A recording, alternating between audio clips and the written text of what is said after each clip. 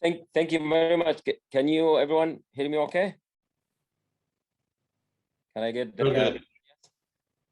okay, great. So to use my time properly, so this is quickly my agenda. I'm going to talk about the Texas A&M research community, existing research, computing resources, and existing challenges and help needed.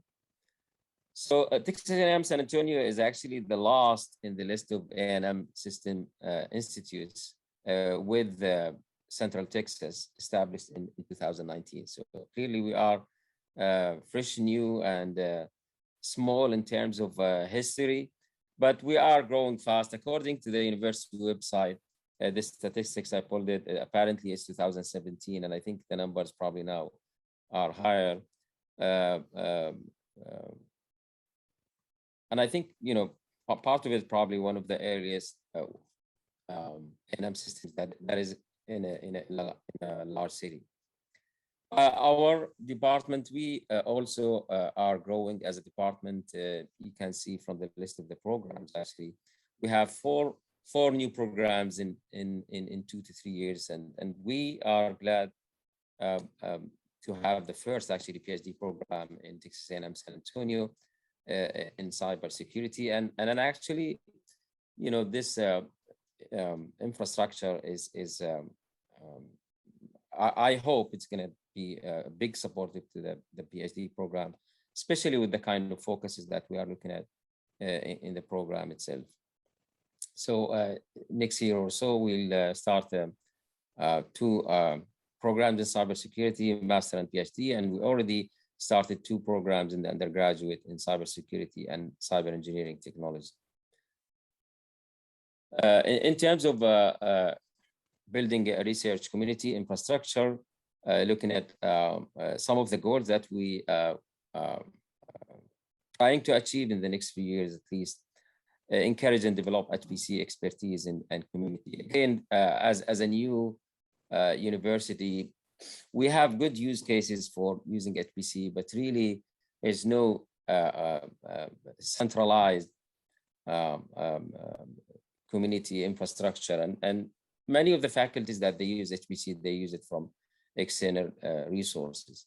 So trying to encourage bringing more users locally, encourage collaboration also, and increase the impact of using HPC both within the university and beyond, and facilitate exchange of ideas. I believe a lot of users probably they may need HPC resources. They can help them improve their research, but probably they are not even aware of you know, the existing or how they can use such resources. And one of the goals also building a local community is basically to keep a reference point for those who wanted to connect and communicate, whether from our local departments and colleges or from outside. Talking about the existing research computing resources, really existing, we don't have currently any existing research computing resources locally. We have an ongoing project. So as a department, we are one of the elite departments in the university, actually, in terms of grants. We have a few funded grants in the department, NSF and other agencies. But in terms of HPC resources, we tried a couple of times different team members from within the department and also in collaboration with other departments. We tried to acquire HPC resources through NSF grants, and none of those proposals were funded. We could not create a compelling story about the use cases and the need in our university. But finally, we were able to start an HPC cluster actually through a grant from a A&M system. And as I said, that funding and grant is actually in the acquisition stage at this point. So we are currently approaching our vendor and to build our first HPC resources, around 4 GPUs and 20 CPUs. Um, so money is acquired. The grant basically is called CRI, Chancellor Research Initiative Grant. So our case is a little bit different in terms of the money that we have, and it's not a typical NSF grant where most of the HPC resources have.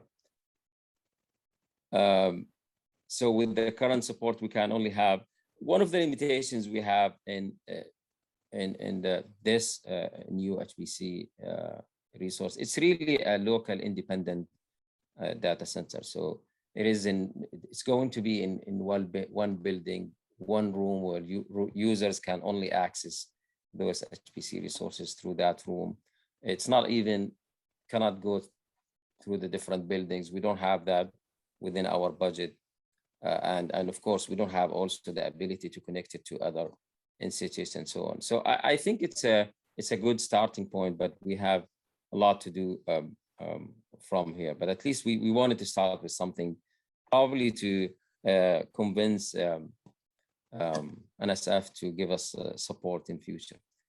So the challenges and help needed, actually, as you can guess, we need a lot of help. It's completely new infrastructure to the university. So I summarized the help needed in 3 different aspects. First, in terms of the help needed in the infrastructure. So how to run and operate resources. My understanding is it's going to take a lot of support. Currently, researchers, like I said, they can only use those resources from one room in one campus. So eventually, going from here, once we have those resources, we hope we can extend it to allow faculties in their office rooms to access those resources, and maybe also remotely, faculties and students, and eventually be able to connect and collaborate beyond our campus resources. So that's the help we are looking for in future in terms of infrastructure, and how we are going to build this in some future grants. But probably this is related to my comment in the previous session, is that I believe the infrastructure itself is not the biggest challenge. There are many other challenges associated with the learning curve and the process to acquire HPC resources outside. As I mentioned, many of our faculties, actually, they use HPC resources, but talking to them when I was collecting the use cases in our university, a lot of them, they complain that there is no HPC resource that they can acquire where the process is straightforward and easy. So yes, there are many available public resources, but my personal opinion that they are not straightforward to use for faculty, especially from a non-IT background. I'm the current campus champion for exceeding resources, and I'm trying to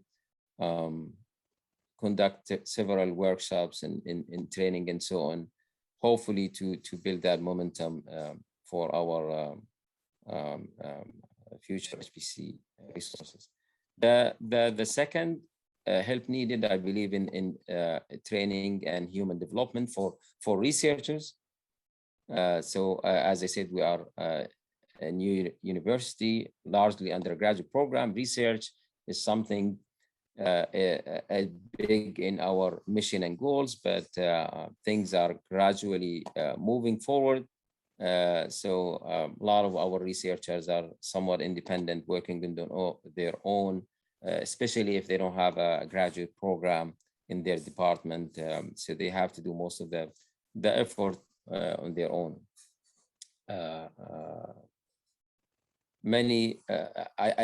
As I mentioned, I collected around 10 to 15 different use cases that I included in the NSF grant proposals for use cases for HPC in our university. But I believe there are many others that probably having better reach in our local community, we can help those researchers understand HPC and see if they can be good use for them or not. Sometimes you may have a use case that you think HPC can help, but in reality it may not be. So faculty researchers are new to this. Many of them are not sure if the problem they have can be solved using HPC, and even if it can be solved, they don't know how to do it. Basically, some of the barriers, as I mentioned, related to the learning curve, or probably some sort of programming language, and how to allocate resources, especially from public or other institutions. The last one in terms of help needed, I believe in ITS support. Currently, our ITS is largely, the classical, typical IT support. We don't have any personnel in ITS who can work at the moment in the new HPC resources that we have, and we don't have the fund that will support new employees. So I'm not sure how we can approach this, and hopefully we can get some training and support at least for the next few years through different types of avenues or grants. So that summarize my presentation. Thank you.